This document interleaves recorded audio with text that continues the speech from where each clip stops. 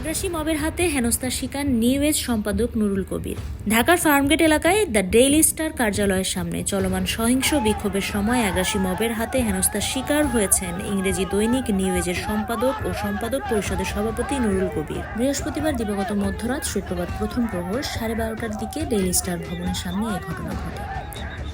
সে সময় প্রথম আলো ও দ্য ডেইলি স্টার কার্যালয়ের বিরুদ্ধে অগ্নিসংযোগ ও ভাঙচুরকে কেন্দ্র করে উত্তেজনাকর পরিস্থিতি বিরাজ করছিল। দ্য ডেইলি স্টার ও প্রথম আলো এই দুই শীর্ষস্থানীয় পত্রিকার কার্যালয়ে হামলার খবর পেয়ে নুরুল কবির ঘটনাস্থলে যান।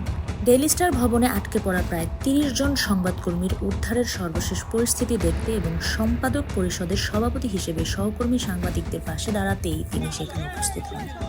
সামাজিক যোগাযোগ মাধ্যমে ছড়িয়ে পড়া ভিডিও ফুটেজে দেখা যায় হামলাকারীদের একটি দল নুরুল কবিরকে ঘিরে জটলা তৈরি করে তাকে আওয়ামী লীগের দালাল বলে চিৎকার করতে থাকে। এ সময় কয়েকজন তার শার্টের কলার ধরে টানেন, একাধিকবার পেছন থেকে ধাক্কা দেওয়া হয় এবং একজনকে তার চুল ধরে টানতে দেখা যায়।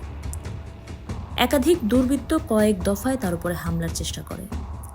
ঘটনাস্থলে মোতায়েন সেনাবাহিনীর সদস্য ও আইনশৃঙ্খলা বাহিনী পরিস্থিতি নিয়ন্ত্রণে আনার চেষ্টা করেন। পরে ঘটনাস্থলে উপস্থিত এনসিপির নেতারা ও নিরাপত্তা বাহিনীর সহায়তায় নুরুল কবিরকে নিরাপদ স্থানে সরিয়ে নেওয়া হয় এবং ডেইলি স্টার কার্যালয়ের ভেতরে নিয়ে যাওয়া হয়। রাতে একটি টেলিভিশন চ্যানেলে দেওয়া বক্তব্যে নুরুল কবির বলেন, সম্পাদক পরিষদের সভাপতি হিসেবে তিনি সহকর্মী সাংবাদিকদের প্রতি দায়িত্ব পালন করতেই ঘটনাস্থলে গিয়েছিলেন। তিনি জানান, নিউ এজ শরীফ ওসমান হাদির হত্যাকাণ্ডের নিন্দা জানিয়েছে এবং সুষ্ঠু তদন্ত ও বিচার নিশ্চিতের দাবি করেছে। তবে কোনো তদন্ত সম্পূর্ণ হওয়ার আগেই গণমাধ্যম কার্যালয়ে হামলা চালানোয় তিনি গভীর উদ্বেগ প্রকাশ করেন। তিনি সতর্ক করে বলেন, এ ধরনের ঘটনা বাংলাদেশের আন্তর্জাতিক ভাবমূর্তিকে ক্ষতিগ্রস্ত করতে পারে। উল্লেখ্য, সিঙ্গাপুরে চিকিৎসাধীন অবস্থায় ইনকিলাব মঞ্চের আহ্বায়ক ও জুলাই অভ্যুত্থানের নেতা শরীফ ওসমান হাদির মৃত্যুর খবর ছড়িয়ে পড়ার পর বৃহস্পতিবার গভীর রাতে বিক্ষোভ শুরু হয়। শাহবাগ থেকে একদল বিক্ষোভকারী কারওয়ান বাজার প্রথম আলো কার্যালয়ে ভাঙচুর ও অগ্নিসংযোগ চালায়। পরে তারা ডেইলি স্টার অফিসে গিয়ে ভাঙচুর অগ্নিসংযোগ লুটপাট করে। নুরুল কবিরকে হেনস্থার ঘটনায় সামাজিক যোগাযোগ মাধ্যমে তীব্র নিন্দা জানিয়েছেন বিশিষ্ট নাগরিক, সাংবাদিক ও রাজনৈতিক বিশ্লেষকরা। সাবেক সাংবিধানিক সংস্কার কমিশনের সদস্য ফিরোজ আহমেদ এক পোস্টে নুরুল কবিরকে বাংলাদেশের ইতিহাসের অন্যতম সাহসী মুক্তিযোদ্ধা আখ্যা দিয়ে বলেন, শেখ হাসিনার শাসনামলেও তিনি বারবার হুমকির মুখে সত্য কথা বলার সাহস দেখিয়েছেন।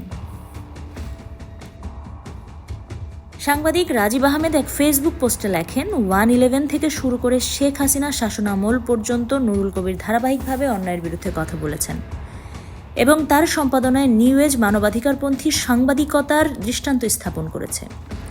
তিনি অভিযোগ করেন, জনতার শোক ও ক্ষোভকে কাজে লাগিয়ে একদল চরমপন্থী ধ্বংসযজ্ঞ চালিয়ে পরিস্থিতি অস্থিতিশীল করার চেষ্টা করেছে।